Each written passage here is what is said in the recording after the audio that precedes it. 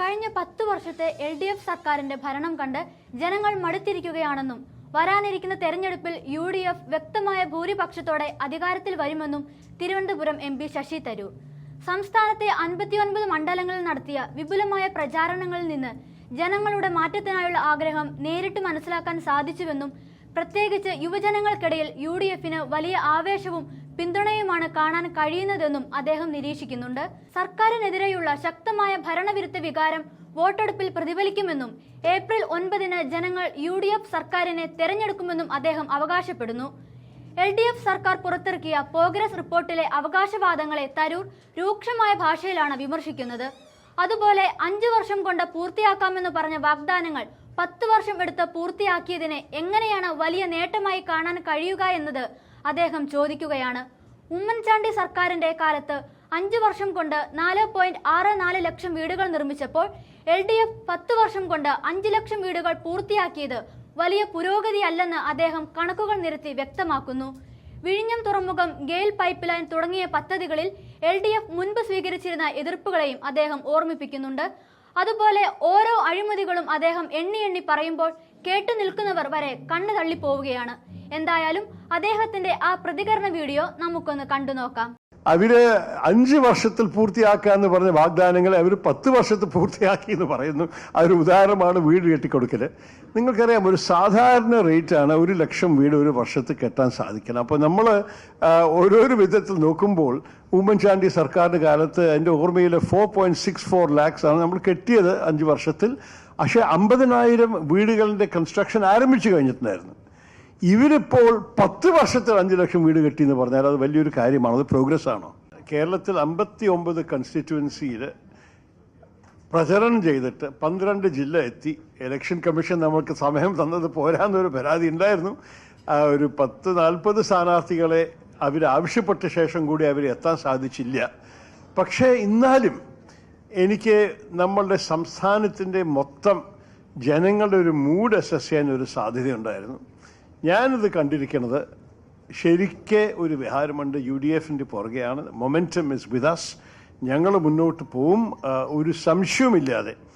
ഈ വരാൻ പോകുന്ന ഏപ്രിൽ 9 ജനങ്ങൾ UDF സർക്കാരിനെ എലക്ട് ചെയ്യും. അത് നമ്മൾ മെയ് 4 വരെ കാത്തിരിക്കണം അതിൻ്റെ ഡീറ്റെയിൽസ് അറിയാൻ. പക്ഷേ എനിക്ക് വലിയ ഒരു ബുദ്ധിമുട്ടില്ലാതെ ഒരു UDF സർക്കാർ കാണുന്നതാണ് എൻ്റെ വിശ്വാസം. അതിന് പല കാര്യങ്ങളുണ്ട്. നിങ്ങൾ പോകുന്ന എല്ലാവരുടെയും ജനങ്ങൾക്ക് ഒരു ആൻറ്റി ഇൻകംബൻസി ഫീലിംഗ് ഉണ്ട് എന്നൊരു സംശയവും വേണ്ട. ജനങ്ങൾക്ക് തോന്നി ഈ 10 വർഷക്കാലത്തിൻ്റെ ദുർഭരണം കണ്ടിട്ട് ആൾക്കാർ മടുത്തുപോയി. അവരുടെ കുറവുകളും കുഴപ്പങ്ങളും അഴിമതി ആരോപണങ്ങളും ഇതെല്ലാം കേട്ടിട്ട് ആൾക്കാർക്ക് ഇതെല്ലാം കണ്ടിട്ട് കുറച്ച് മതിയായി എന്നൊരു ജനറൽ ഫീലിംഗ് എല്ലാവിടെയും കിട്ടി.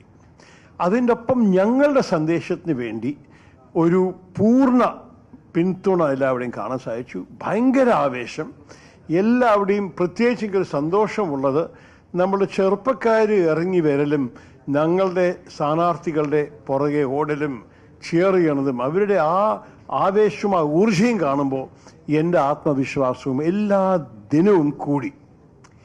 മൂന്നാമത്തെ ഒരു നല്ലൊരു കാര്യം ഞാൻ പ്രത്യേകിച്ച് പറയട്ടെ. ഞാൻ കുറേ ഇപ്പോൾ 10-17 വർഷം എല്ലാവരുടെയും ഇറങ്ങുന്നു. ലോക്സഭാ തെരഞ്ഞെടുപ്പിലും അസംബ്ലി തെരഞ്ഞെടുപ്പിലും ഞാൻ ഈ തവണ കണ്ട ഒരു പ്രത്യേകിച്ചൊരു നല്ല കാര്യമാണ് ഐക്യജനാധിപത്യ മുന്നണിയുടെ ഐക്യം. പറഞ്ഞാൽ ടിക്കറ്റ് വിതരണ വിഷയത്തിൽ ചിലവർ ചോദ്യങ്ങളൊക്കെ ചോദിക്കുന്നുണ്ടായിരുന്നു. അപ്പം ഞാൻ നിങ്ങൾ ചോദിക്കുന്ന മുമ്പ് തന്നെ പറയട്ടെ, ചിലവർക്ക് ഒരു പക്ഷേ ചില നിരാശ ഉണ്ടായിട്ടുണ്ടാവാം, ചില ഡിസപ്പോയിൻമെൻ്റ് ഉണ്ടാവാം. പക്ഷേ എല്ലാവരും അതിനെ വിഷയമാക്കിയില്ല. എല്ലാവരും അവർ മാറ്റിവെച്ചിട്ട് ഐക്യത്തോടെയും ആത്മാർത്ഥതയോടെയും ഇറങ്ങിയിട്ടുണ്ട്. നിങ്ങൾ എവിടെ വേണമെങ്കിൽ നോക്കിക്കോളൂ. ചിലപ്പോൾ ബൈപ്പാസ് ചെയ്ത് പോയ സ്ഥാനാർത്ഥികളും കൂടി ടിക്കറ്റ് കിട്ടിയ ആളുടെ പുറകെ നിൽക്കുന്നു, അവരൊപ്പം പ്രചരണം ചെയ്യുന്നു. ഒരു റെബൽ സ്ഥാനാർത്ഥിയും ഇല്ല കോൺഗ്രസിൻ്റെ. നേരെ മറിച്ച് LDFന്റെ 5 പേരാണ് ഞങ്ങളുടെ സൈഡിൽ മത്സരിക്കുന്നത്. അപ്പോൾ നിങ്ങളിതെല്ലാം നോക്കിക്കഴിഞ്ഞാൽ ഞാൻ നിങ്ങളോട് പറയുന്നത്, ധൈര്യത്തോട് പറയുന്നു, ഈ തവണ നമ്മളുടെ സന്ദേശം ജനങ്ങളുടെ അടിയിലെത്തിയിട്ടുണ്ട്. ആ സന്ദേശമാണ് നമുക്ക് കേരളത്തിൻ്റെ ഭാവിക്ക് വേണ്ടി പ്രവർത്തിക്കണം. കേരളത്തിൻ്റെ യുവാക്കൾ ഈ സംസ്ഥാനവും ഈ രാജ്യവും വിട്ടിട്ട് അന്യ രാജ്യങ്ങൾക്കും അന്യ സംസ്ഥാനങ്ങൾക്കും പഠിക്കാനും ജോലി ചെയ്യാൻ പോകുന്ന സ്ഥിതിയെ മാറ്റി ഈ ലിക്കർ റെമിറ്റൻസസ് ലോട്ടറീസിൽ മാത്രം ഇരുന്നിട്ട് ഈ സർക്കാർ നമ്മളുടെ സാമ്പത്തിക സ്ഥിതിയെ എത്ര ദയനീയ അവസ്ഥയിൽ എത്തിച്ചത്. ഈ കാലം എല്ലാത്തിനെല്ലാം മാറ്റി ഒരു പുതിയ ഒരു വളർച്ചയ്ക്ക് വേണ്ടിയിട്ടും നമ്മളുടെ യുവാക്കളുടെ ഭാവിക്ക് വേണ്ടിയും പ്രവർത്തിക്കാൻ പോകുന്ന ഒരു സർക്കാർ കൊണ്ടുവരണം. ഇതാണ് ഞങ്ങൾ എല്ലാവരുടെയും അത്യാവശ്യം. അതിൻ്റെ ഒപ്പം ഞാൻ പ്രചരണം ചെയ്യുന്ന സമയത്താണ് 5-6 ദിവസം മുമ്പാണ് കണ്ടത് നീതി ആയോഗിൻ്റെ ലേറ്റസ്റ്റ് റിപ്പോർട്ട്.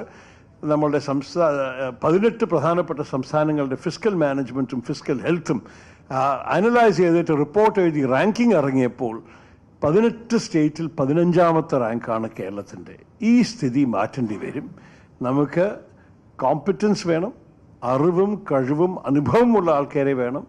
അതിൻ്റെ ഒപ്പം പുതിയ തലമുറയ്ക്ക് വേണ്ടി ചിന്തിക്കുന്ന, നാളെക്കുറിച്ച് ചിന്തിക്കുന്ന, ഭാവിയെക്കുറിച്ച് ഫോക്കസായ ഒരു ഗവർണൻസിൻ്റെ ആവശ്യമായി. അങ്ങനെ ഒരു ഭരണമാണ് ഞങ്ങൾ കൊണ്ടുവരാൻ പോകുന്നത്. അതുകൊണ്ടാണ് എനിക്ക് അത്രത്തോളം സന്തോഷത്തോടെ ആൾക്കാരോട് പറയാൻ സാധിച്ചത്, UDFൻ്റെ വിജയം നിങ്ങൾ എല്ലാവരും വിജയമായി മാറി വരും, കേരളത്തിന് വിജയമായി മാറും. ഞാൻ അവിടെ നിർത്താം. നിങ്ങൾക്ക് പല ചോദ്യങ്ങളുണ്ടാകും. I am happy to answer your questions. ഇംഗ്ലീഷിലോ ഹിന്ദിയിലോ മലയാളത്തിലോ as you wish you can ask. Thank U.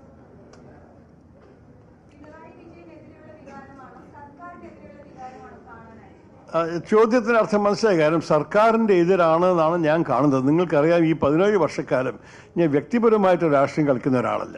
എനിക്ക് എപ്പോഴും വിഷയങ്ങൾ, നിയമങ്ങൾ, നിയമങ്ങൾ, ആൾക്കാരുടെ പെരുമാറ്റത്തെക്കുറിച്ച് വല്ലതും പറയാനുണ്ടെങ്കിൽ അത് ഞാനല്ല ചൂണ്ടിക്കാണിക്കേണ്ടത്, ജനങ്ങൾ എന്നെ കണ്ടോട്ടെ എന്നാണ് എൻ്റെ വിശ്വാസം. ഞാൻ വ്യക്തികളെക്കുറിച്ച് പറയുന്നില്ല. ഈ സർക്കാരിൻ്റെ എതിര് മൊത്തം ഒരു വിഹാരമുണ്ട്. അതിന് മാത്രമല്ല, LDF ആര് പറയുന്നു, ഡിഫെൻസീവായിട്ട് പറയുന്നു, അല്ല പക്ഷെ ഞങ്ങളുടെ MLA-മാർക്ക് ജനങ്ങൾക്ക് അവരെ ഇഷ്ടമാണല്ലോ എന്ന്.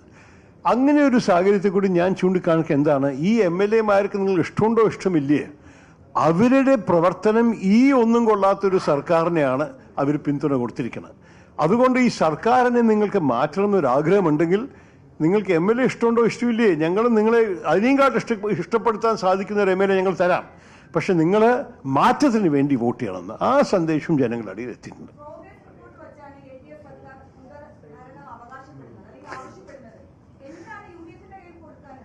അയ്യോ, ഈ പ്രോഗ്രസ് റിപ്പോർട്ട് നിങ്ങൾ വായിച്ചു നോക്കിയോ? എന്തൊക്കെയാണ് അതിലുള്ളത്? അവര് 5 വർഷത്തിൽ പൂർത്തിയാക്കാന്ന് പറഞ്ഞ വാഗ്ദാനങ്ങളെ അവർ 10 വർഷത്തിൽ പൂർത്തിയാക്കി എന്ന് പറയുന്നു. അതൊരു ഉദാഹരണമാണ് വീട് കെട്ടിക്കൊടുക്കല്. നിങ്ങൾക്കറിയാം, ഒരു സാധാരണ റേറ്റാണ് 1 ലക്ഷം വീട് ഒരു വർഷത്തിൽ കെട്ടാൻ സാധിക്കണം. അപ്പോൾ നമ്മൾ ഓരോരോ വിധത്തിൽ നോക്കുമ്പോൾ ഉമ്മൻചാണ്ടി സർക്കാരിൻ്റെ കാലത്ത് എൻ്റെ ഓർമ്മയിൽ 4.64 lakhs ആണ് നമ്മൾ കെട്ടിയത് 5 വർഷത്തിൽ. പക്ഷേ 50,000 വീടുകളുടെ കൺസ്ട്രക്ഷൻ ആരംഭിച്ചു കഴിഞ്ഞിട്ടുണ്ടായിരുന്നു. ഇവരിപ്പോൾ 10 വർഷത്തിൽ 5 ലക്ഷം വീട് കെട്ടിയെന്ന് പറഞ്ഞാൽ അത് വലിയൊരു കാര്യമാണ്. അത് പ്രോഗ്രസ് ആണോ? പിന്നെ അവർ ചൂണ്ടിക്കാണിക്കുന്ന വലിയ വികസന കാര്യങ്ങൾക്ക് എന്താണ്? നാഷണൽ ഹൈവേ, അതിൻ്റെ അവർ 25% ചിലവാക്കിയിട്ടുള്ളൂ ഭൂമി വാങ്ങാൻ, ബാക്കി എല്ലാം കേന്ദ്ര ചിലവാണ്.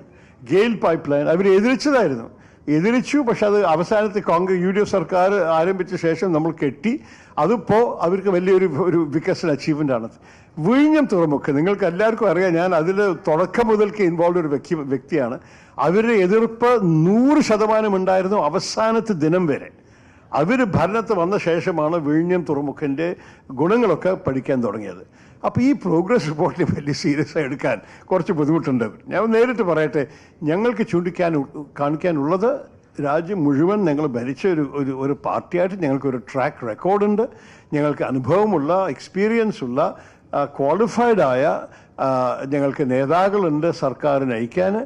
ഞങ്ങൾക്ക് കാര്യങ്ങൾ ചെയ്ത UPA സർക്കാരിൽ ഞങ്ങളുടെ 10 വർഷക്കാലം എന്തൊക്കെ ഗ്യാരണ്ടികൾ കൊണ്ടുവന്നു, എന്തൊക്കെ പൂർത്തിയാക്കി, നമ്മളുടെ രാജ്യത്തിൻ്റെയും രാഷ്ട്രീയത്തിൻ്റെയും മുഖചരിത്രം മാറ്റിയ ഒരു ഭരണമായിരുന്നു. നിങ്ങൾക്ക് ഓർമ്മയുണ്ടല്ലോ, right to information act, right to education act, Mahatma Gandhi തൊഴിലുറപ്പ് പദ്ധതി, ഇതെല്ലാം കൊണ്ടുവന്ന ഒരു സർക്കാരിൻ്റെ ആൾക്കാരെയാണ് നിങ്ങൾ ചോദിക്കുന്നത് നിങ്ങൾക്ക് എന്താ ചൂണ്ടിക്കാണിക്കാനുള്ളത്.